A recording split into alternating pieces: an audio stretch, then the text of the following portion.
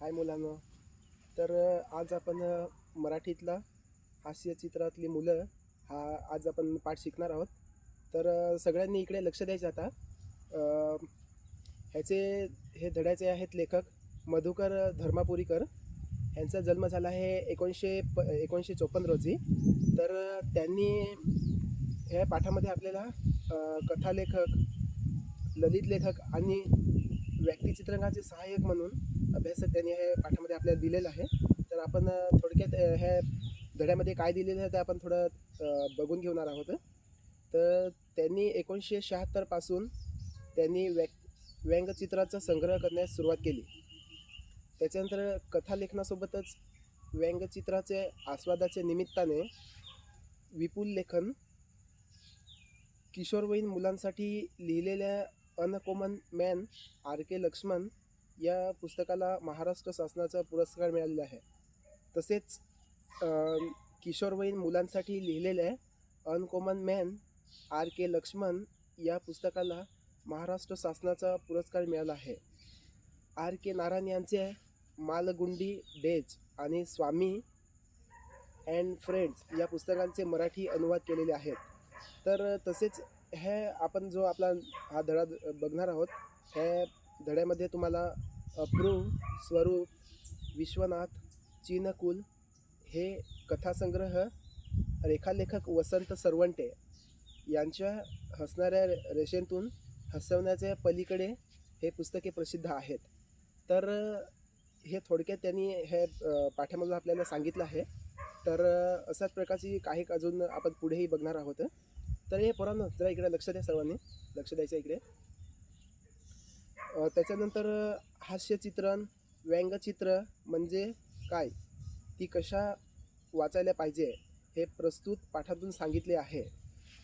हास्यचित्रे, व्यंगचित्रे आपल्याला हसवतात, विचार करायला भाग पाडतात. हास्यचित्रे व व्यंगचित्रे यांमधील भेदाभेद व व्यंगचित्रे आपल्याला हसवतात, विचार करायला भाग पाडतात. हास्यचित्रे व व्यंगचित्रे यांमधील भेदाभेद दर्शवत लेखकांनी या चित्रदुनियेची सफर प्रस्तुत पाठांतून आणली आहे. प्रस्तुत लेख वयम 2016च्या दिवाळी अंकातून घेतला आहे.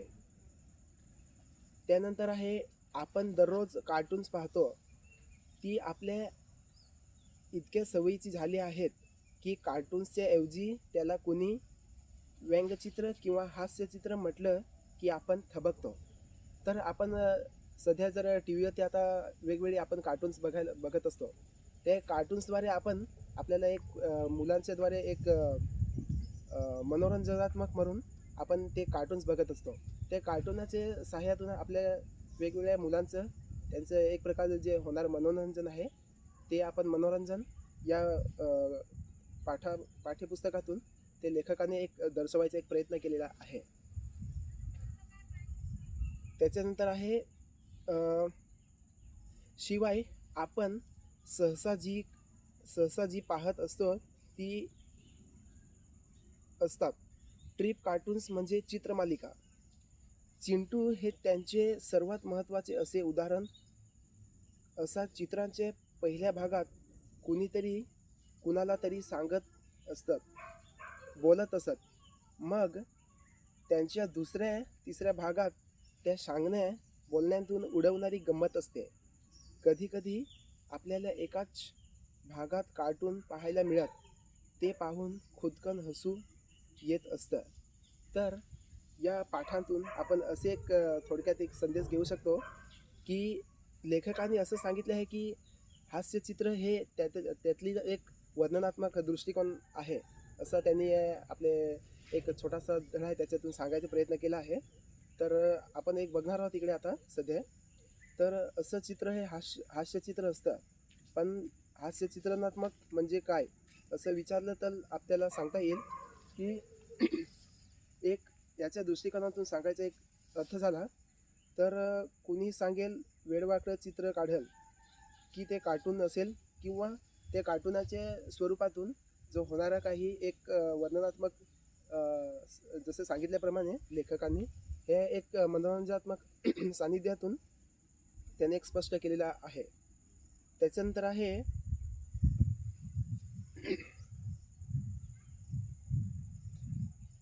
त्यात एक माणूस असतो, तो दुसऱ्याला बोलतो, ते वाचलं की आपल्याला हसू येत असतं वगैरे. हे सगळं सांगणं बोलणं बाजूला ठेवून आपल्याला हास्यचित्राची व्याख्या करायची झाल्यास अशी करता येईल.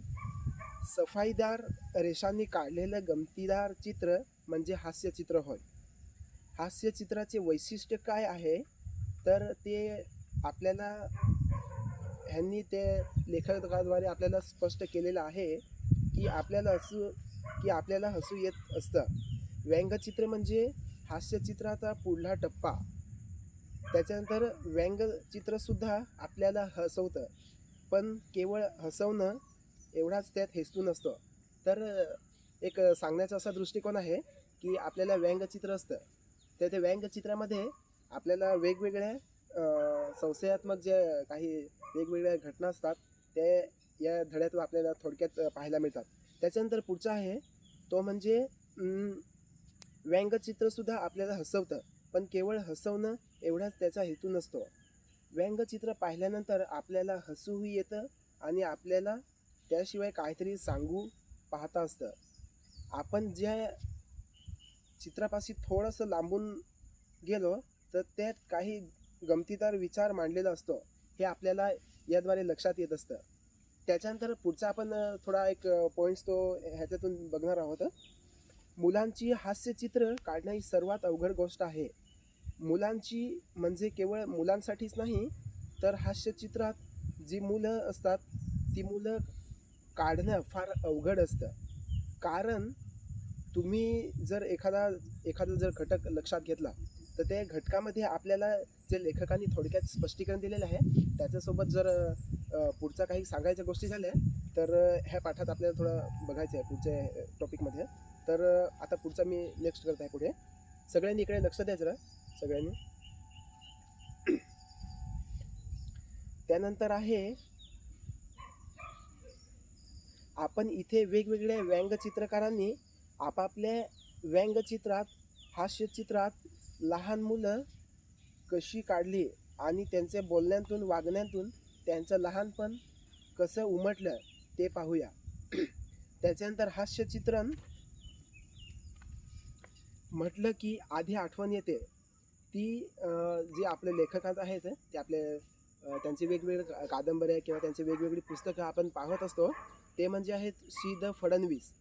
या त्यांचे ज्येष्ठ चित्रकारांचे चित्रांची आपल्या वेगवेगळ्या आपल्या शाळेच्या पाठ्यपुस्तकामध्ये त्यांची रचना केल्याप्रमाणे शाळेतल्या इयत्ता 4थी किंवा 5वीच्या गणिताच्या पुस्तकात फडणवीसांची हास्यचित्रे होती. ती पाहताना गणिताचा बाऊ कमी झालेला हा मुलांचा एक त्याच्यातून ह्यांनी हे सी द फडणवीस हे आपल्या लेखकांनी ह्याच्यात थोडक्यात स्पष्ट केलेलं आहे.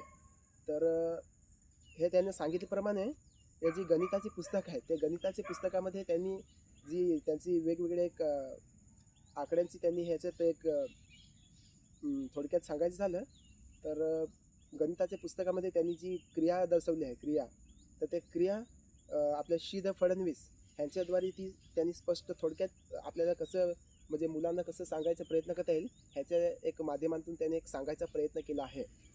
तर पुढचा मुद्दा आहे तो त्यांचं हे हास्यचित्र पहा. जाड रेषांनी खरं म्हणजे मोठी माणसं काढता येतात असा आपला समज. मात्र या चित्रात फ्रॉक घातलेली ही मुलगी लहान बाळाला दूध पाजावे तशी या लहानग्या रोपट्याला पाणी घालते आहे, तेही किती काळजाचे दुधाच्या बाटलीने. श्याम जोशी हे मराठीतले मागच्या पिढीचे महत्त्वाचे हास्यचित्रकार. तर लेखकांनी पहिले जे आपले लेखक मिळालेले आपल्याला त्यांनी श्री द फडणवीस ह्या लेखकांनी हे आपल्या ही त्यांची जी थोडी मोठी एक व्याख्या आहे तर त्या व्याख्यातून त्यांनी असं सांगितलं आहे की जे आपल्याला गणितीय क्रिया असतात त्या क्रियामध्ये आपण जे वेगवेगळ्या प्रमाणात काढली जाणारी वेगवेगळी चित्र असतात त्या चित्राच्या माध्यमातून त्यांनी एक असा सांगायचा प्रयत्न केला आहे की चित्र ही काढण्यासाठी त्यांना वेगवेगळी एक डिझाईनसारखी जशी डिझाईन त्या डिझाईनची छोटीशी एक काढायला लागते. त्यांच्या माध्यमातून त्यांनी असं आपल्याला सांगायचा विचार एक केलेला आहे की लहान मुलांचा जो आपला मनोरंजनाचा भाग आहे तो ह्याच्यातून आपल्याला एक प्रकारे पाहायला मिळत असतो. त्याच्यानंतर आपले हास्यचित्रकार आहेत. त्या हास्यचित्रकारांचं नाव आहे श्याम जोशी.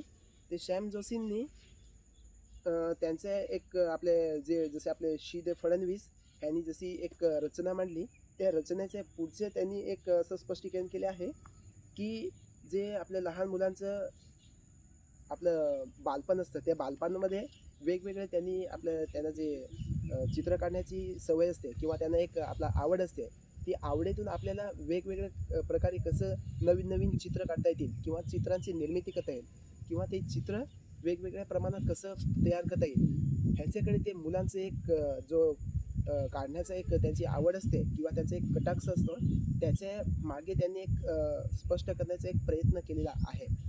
त्याच्यानंतर आपण पुढचा पॉईंट बघणार आहोत, तो म्हणजे अगदी रांगणालं मूल काढलं आहे, त्याची हालचाल जाणवते. शिवाय देवाला फूल देणारा हा मुलगा ते रांगणाऱ्या बाळापेक्षा मोठा. हास्यचित्र आणि चित्रात हाच फरक असतो. चित्रात हुबेहूब असणारा हा एक प्रकारचा मोठा विचार त्यांनी ह्यामध्ये मांडलेला आहे.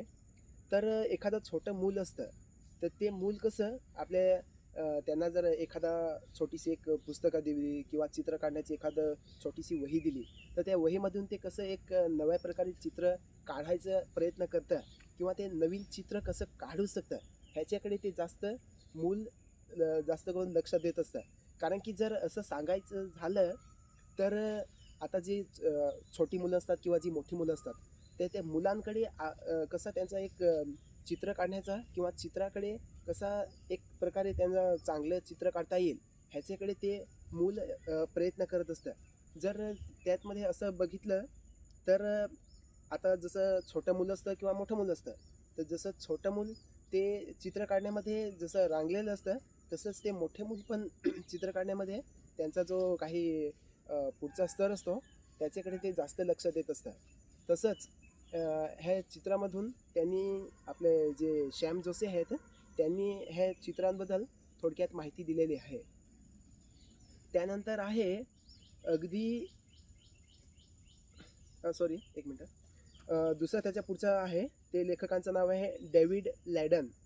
या अमेरिकन व्यक्तिचित्रकाराची ही चित्र पहा.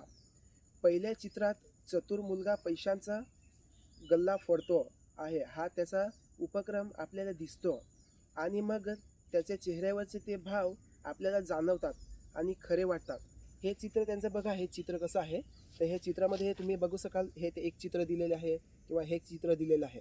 त्याच्या चित्रामध्ये तुम्हाला कसं एक सांगण्याचा जो त्यांचा दृष्टिकोन आहे, तो एक वरती ह्यांनी आपले हे श्याम जोशी ह्यांनी हे 2 चित्र दिलेले आहेत इकडे.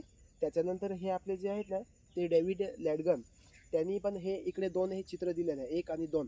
ह्या चित्रामध्ये त्यांनी थोडक्यात असं स्पष्ट केलं आहे की लहान मूल कसं जर त्यांना एखादा छोटासा आपल्या पैशांचा एखादा छोटासा डबा दिला, तर त्या डब्यामध्ये जर आपण आपले जे मुलं असतात आपली स्वतःची किंवा आपले भाऊ असतात किंवा बहिणी असतात, त्यांना आपण जे म्हणजे थोडक्यात जे आपण त्यांना पैसे देतो, तर त्या पैशांच्या माध्यमातून ते कसे त्यांना जो पैशांचा डबा दिला असतं, तर त्याच्यात ते कसे बचत करायचं असतं किंवा ते बचत करून त्याच्यातून काहीतरी एक छोटा मोठा काहीतरी जर पैशांच्या माध्यमातून थोडं पैसे जमा करून ते पैसे त्यांनी पुढचे काही छोट्या मोठ्या कामासाठी, जसे पुस्तके घेण्यासाठी किंवा वही घेण्यासाठी, तसेच बाकीच्या काही कामासाठी त्यांनी जर असं वेगवेगळे जर आपण त्यांना जर पैसे दिलेले असतात, ते त्यांनी बचत केले छोटासा डब्यामध्ये, आणि जर ते जमा केलेले पैसे त्यांनी काही त्यांचे जर पैसे नसतील त्यांच्याकडे, तर ते पैसे कसे त्यांनी आपल्या वेगवेगळ्या कामासाठी वापरतात,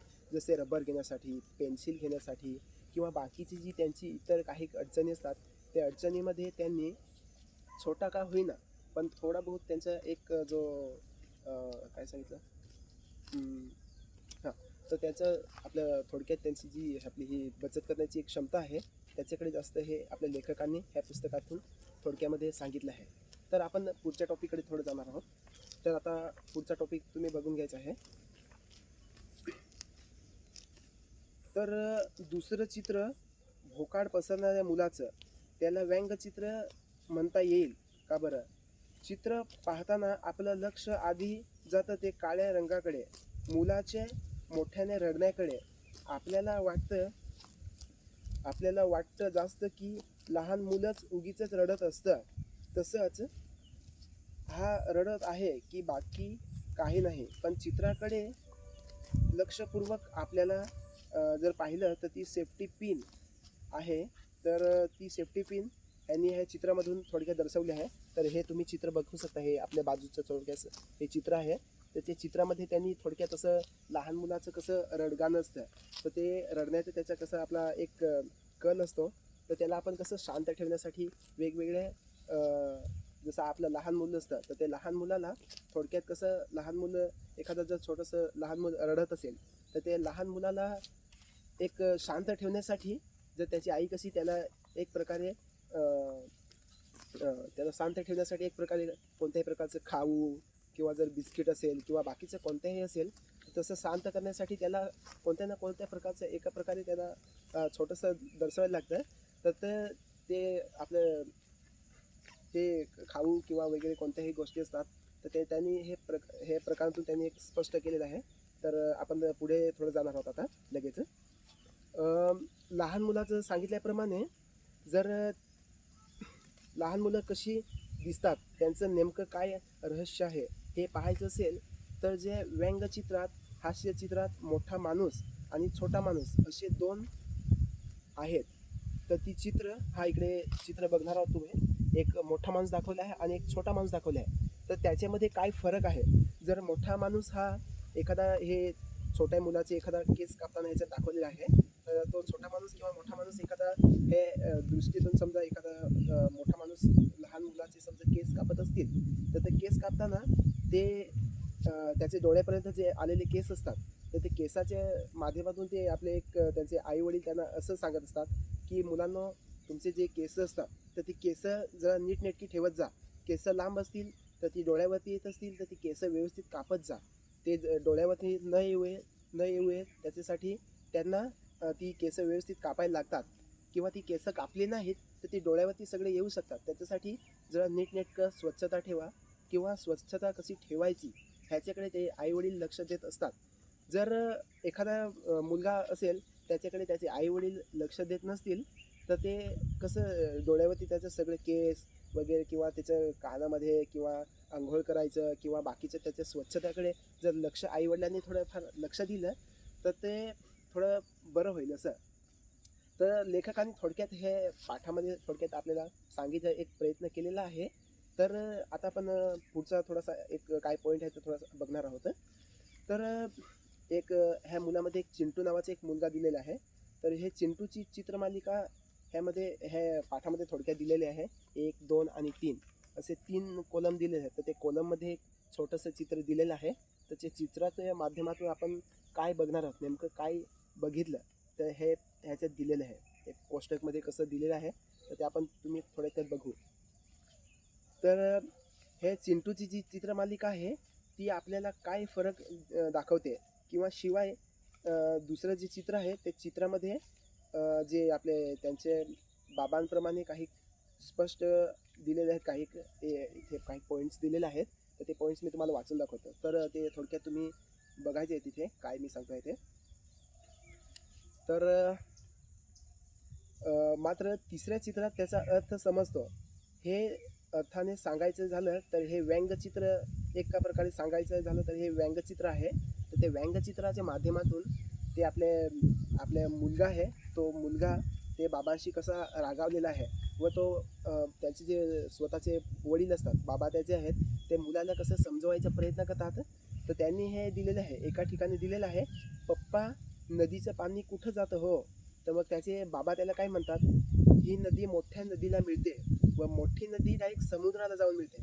तर सांगितल्याप्रमाणे जशी छोटी नदी असते ती समुद्राला जाऊन मिळते व समुद्रातलं जे पाणी आहे ते एका ठिकाणी जे समुद्रामध्ये वेगवेगळ्या स्तरावरील पाणी असतं, जसे मोठमोठे आपले खाडे असतात किंवा मोठमोठे नद्या असतात किंवा जसे आपले जर आपल्या सांगायचं झालं तर वेगवेगळ्या ठिकाणून जे येणारे सगळं पाणी आहे तर ते पाणी येऊन एका ठिकाणी सगळं पाणी त्या समुद्रामध्ये जमा होतं. व समुद्रामधून जमा झाल्यानंतर ते एका ठिकाणी साचलं जातं एका ठिकाणी समुद्रामध्ये. तर कसं ते मूल आपल्या वडिलांना असं प्रश्न करतं की जे आपलं नदीचं पाणी आहे ते नेमकं जातं कुठं. तर लहान मुलांना एवढं त्याची कल्पना नसते किंवा लहान मुलांना त्याचं एवढं ज्ञान नसतं. तर ते मुलांना कसं एका प्रकारे विचारतात किंवा मुलांना कसं एक प्रकारे म्हणजे माहिती नसेल तर ते मुलांना कसं ते माहिती एका प्रकारे देतात. तर त्याची माहिती हे आपले पाठामध्ये ते थोडक्यात आपले मुलं आहेत की आपल्या पालकांना किंवा आपल्या बाबांना विचारत आहेत किंवा म्हणजे त्यांना एका प्रकारे एक शंका असेल किंवा अडचण असेल त्या अडचणीचा कसा त्यांना एक प्रकारे त्यांचा जो काही समन्वय आहे तर तो साधण्याचा हे प्रयत्न करत आहेत. त्याच्यानंतर हे आपला एक मुलगा तो विचारतो आहे बाबांना की काय रे. तर नंतर ते त्याचे आपले वडील असतात त्याचे बाबा आहेत ते त्यांना सांगत आहेत तुमच्या स्कूटरची किल्ली नदीत पडली म्हणून विचारतोय. कारण की जर आता त्यांचे जे आपले गाडीची किंवा वाहनाची त्याची गाडीची चावी आहे ती किल्ली म्हणजे ती चावी ती आपल्या कुठेतरी एका ठिकाणी पडलेली आहे आपल्या नदीत किंवा कुठं पडलेली आहे. तर ती आपल्या एका ठिकाणी शोधण्याचा ते प्रयत्न करत आहेत. तर ते मुलगा ते आपले बाबांना विचारत आहे की तुमची जी किल्ली आहे कोणत्याही गाडीची किंवा कोणत्याही वाहनाची असेल किंवा कोणत्याही प्रकारची असेल तर ती त्यांना त्याची किल्ली आहे ती पडलेली आहे. तर ती पडलेली किल्ली त्यांना सापडत नाहीत म्हणून ते मुलगा त्यांना विचारत आहे की तुमची जी किल्ली आहे ती पडली तरी नेमकं पडली कुठं असं. तर ते एक विचारत आहे त्याच्यासाठी हे ह्याच्यात थोडं सांगितलं आहे. तर आपण आता पुढचा मुद्दा बघणार आहोत पुढच्या मुद्द्याकडे जाणार आहोत. आता आणखी एक गंमत पाहू. हंगेरियन्स व्यंगचित्रकार रेबर यांचे हे व्यंगचित्र थोडक्यात त्यांनी एका ठिकाणी हे व्यंगचित्र दाखवले आहे. तर ते चित्र पाहताच आपल्याला वाटते ही दोन वेगवेगळी चित्र आहेत. हे एक लहान मुलगा आणि एक मोठा माणूस पण भिंतीवर लावलेले तेच चित्र आणि दोघांचे केसांची ठेवण पाहिल्यावर लक्षात येते की लहानपणी मोठे वयोलिन वाजवतो आणि वयोलिन नाही तर वायोलिन आहे ते वायोलिन वाजवतो आणि आता मोठा झाल्यावर लहान वायोलिन वाजवतो. लहान मुलांना मोठ्या वस्तूंचं आकर्षण असतं आणि वाढत्या वयानुसार आपण जपलेला छंद अधिक खोल सूक्ष्म होत जातो. बाह्य आकाराचं आकर्षण कमी होत असतं असं या व्यंगचित्रकाराला सांगायचं आहे. तर हे मुद्द्यामध्ये आपले लेखकाने असं सांगितलं आहे की जसा एखादा छोटा माणूस असेल किंवा एखादा छोटा व्यक्ती असेल तर ते छोटा व्यक्ती आणि मोठ्या व्यक्ती जर एखादा छोटा मुलगा असेल तर त्याला जर वायोलिन म्हणजे जसं आपला एक संगीतमय जे वाजवण्याचे साधन आहे तर जसा कसं छोट्या मुलाला वाजवता येत नसेल आणि जर ते मोठ्या माणसाला वाजवता येत असेल तर कसं छोटा माणूस हा छोटा मुलगा असतो त्याला छोटं किंवा एखादा मोठा वायोलिन दिला तर त्याला ते लगेच वाजवता येत नसतं. जसं आपल्या मोठ्या व्यक्तीला किंवा मोठ्या माणसाला वाजवता येतं तसं ते छोट्या माणसाला वाजवता येत नाही. तर त्याला शिकवायचं असेल किंवा त्याला कसं शिकता येईल याच्याकडे ते मोठा मुलगा किंवा जो कोणी मोठा माणूस असेल तो ते छोट्या मुलाला जरा सांगितलं जातं किंवा ते छोट्या मुलाला कसं आपण सांगायचं त्याला आपण कशा प्रकारे शिकवायचं ह्याच्याकडे आपण थोडंफार आपण स्वतः किंवा आपले घरातील असतील किंवा आपले घराच्या बाजूचे असतील किंवा आपल्या घराचे पलीकडे असतील किंवा कोणी असेल आपल्या घरातल्या त्यांना जर असं आपण सांगायचा एक विचार केला तर त्यांना कसं आपण आता नवीन गोष्टी शिकवायच्या असतील तर त्यांना ते गोष्टीचं थोडंफार ज्ञान नसतं. तर ते ज्ञानातून आपण त्यांना कसं एक प्रकारे शिकवता येईल किंवा जसं आपल्याला समजा आता एक सांगायचं झालं तर एक आपण वस्तू छोटीशी घेतली जसे आपण सायकल घेतली तर सायकल आपल्याला जसं आपण लहान नसताना आपल्याला सायकल चालवता येत नसते. जर आपल्याला सायकल शिकायची असेल तर एखादा छोटा मुलगा असेल किंवा एखादा मोठा व्यक्ती असेल जर छोट्या मुलाला चालवता येत नसेल तर त्यांनी कसं एका ठिकाणी समजा चालवायची आपल्याला असेल तर तो कसा सायकलीवर पहिला पाय टाकतो. पाय टाकल्यानंतर त्याला जर चालवता येत नसेल तर तो हळूहळू चालवायचा प्रयत्न करत असतो. नंतर त्याला कसं जशी एकदा सायकल चालवता आली त्याच्यानंतर मग तो कसा हळूहळू शिकत जातो. एकदा ठिकाणी पडला त्याच्यानंतर अजून परत एका ठिकाणी समजा पडला नंतर पडून पडून पडून त्याला एकदा जशी ते आपले सायकल चालवण्याची जशी त्याची सवय झाली, त्या सवयीतून तो पुढे नंतर सायकलीची गाडीची नंतर आपण पुढचे कोणती पण वाहनं असतात तर तो आपल्याला वेगवेगळी वाहनं चालवू शकतो.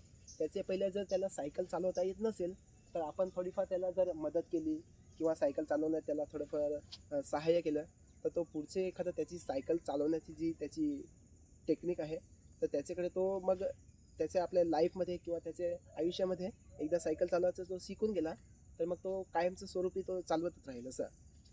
तर आता आपण पुढचा जो टॉपिक आहे त्याच्याकडे थोडंसं लक्ष देणार आहोत. तर आपला मोठा ह्या चित्रामध्ये तुम्हाला बघू शकता एक मोठा व्यक्ती आहे आणि एक छोटा व्यक्ती आहे. तर तो छोटा जो आपला छोटावाला आहे तो मोठा वायलिन वाजवत आहे आणि जो मोठावाला माणूस आहे तो छोटावाला वाजवत आहे. असं ह्या चित्रामध्ये एक थोडक्यात दिलेलं आहे. तर ह्याच्यात असं एक स्पष्टीकरण आपण बघू शकतो. त्याच्यानंतर आहे आपण पुढच्या मुद्द्याकडे आता लगेच जाणार आहोत. तर आता पुढचा मुद्दा आपण बघू शकतो.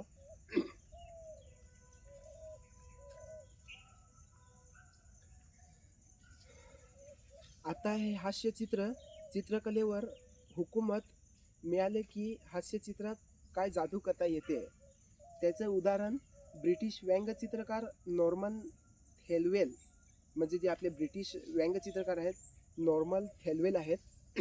तर त्यांनी असं हे आपल्या हास्यचित्रातून त्यांचे जे हास्यचित्र आहेत त्या हास्यचित्राच्या माध्यमातून त्यांनी असं एक सांगितलं आहे. तर हे आपण पुढे बघत आहोत काय सांगतात ते. तर मुलांची कॅप त्याचा शर्ट आणि सॉक्स बूट पाहून लक्षात येतं की हा स्काउटचा मुलगा आहे. त्याच्याकडे सर्वच उपयोगी वस्तू अगदी तयार असतात. इथे त्याच्या बुटात अगदी मध्यभागी काहीतरी घुसून बसला आहे अन ते काढण्याच्या नादात असलेला हा मुलगा पहा ना कसा वेडावाकडा झालेला आहे. त्याच्याशिवाय त्याचा चेहरा आपल्याला अगदी गुंतवून टाकणारं हे असं हास्यचित्र आहे. आता आपल्या असं लक्षात आलं की लहान मुलाचे चित्र काढताना ते चित्राचा किंवा ते मुलाचा लहान आकाराचा महत्त्वाचा असतो. तर शरीराचे प्रत्येक अवयवाचा आकार त्या प्रमाणात लहान असणं गरजेचं असतं. म्हणजे हातापायांची बोटं ती लहान काढली की आपोआप नखं लहान होतात. नाकांचा ओठांचा आकार काढल्यावर कळतं की लहान मुलांचे भुवया तसाच लहान किंवा एका रेषेच्या असतात आणि लहान मुलांच्या दाढी मिशा नसतात हे तुम्हाला सांगायची गरज नाही. यापुढे व्यंगचित्र हास्यचित्र पाहताना आणि काढताना अशा बारीक-सारीक गोष्टींची नोंद तुम्हीसुद्धा घेऊ शकाल. तर हे पाठातून जे आपले लेखक आहेत नॉर्मन थेलवेल ह्यांनी असं सांगितलं आहे की एक मुलगा ह्या चित्रामध्ये एक मुलगा दाखवला आहे. इकडे एक मुलगा तो एका ठिकाणी जमिनीवर बसलेला आहे. ते बसलेले जे मुलगा आहे ते मुलाच्या पायामध्ये आता जसं त्याने पायामध्ये बूट भरलेलं आहे तर ते बुटामध्ये काहीतरी एक चूक म्हणजे कीळसारखी तशी त्याच्या पायामध्ये जशी पायामध्ये आदळली गेली आहे. तर ती आदळलेली जी चूक आहे किंवा जी आपली कील सांगतात ना चुकी असते चूक तर ती चूक कशी अडकलेली आहे तर तो मुलगा कसा काढायचा प्रयत्न करत आहे. तर त्यांनी एक असं आपल्या हास्यवर्णनात्मक असं जे एक चित्र आहे तर जे चित्र त्यांनी हे इकडे दाखवलेलं आहे. तर तो मुलगा आहे तर तो मुलगा जे पायामध्ये चूक बसलेली आहे तर ती चूक एका हातोडीने किंवा एखाद्या कोणत्याही प्रकारचे चिमटा वगैरे कोणता असेल त्यांनी ते काढायचा प्रयत्न करत आहे. त्यांनी असं एक वर्णनात्मक असं चित्र दाखवलेलं आहे. तर तो मुलगा कसा काढत आहे व ते काढल्यानंतर त्याच्या पायातून कसं त्याला वेदना होत आहेत किंवा त्याला कसं दुखत आहे ते त्यांनी हे चित्रणातून सांगितलं आहे. तर आता आपला इकडला जो आपला हा धडा आहे किंवा आपला सिलेबस आहे हा इकडे एक आपला संपला आहे. तर सगळ्यांनी चांगलं इकडे लक्ष दिल्याबद्दल इकडे हा जर आपले प्रकरण आहे धडा तर त्याच्याकडे चांगलं लक्ष सगळ्यांनी द्यायचं आहे आणि इकडेच थांबतो.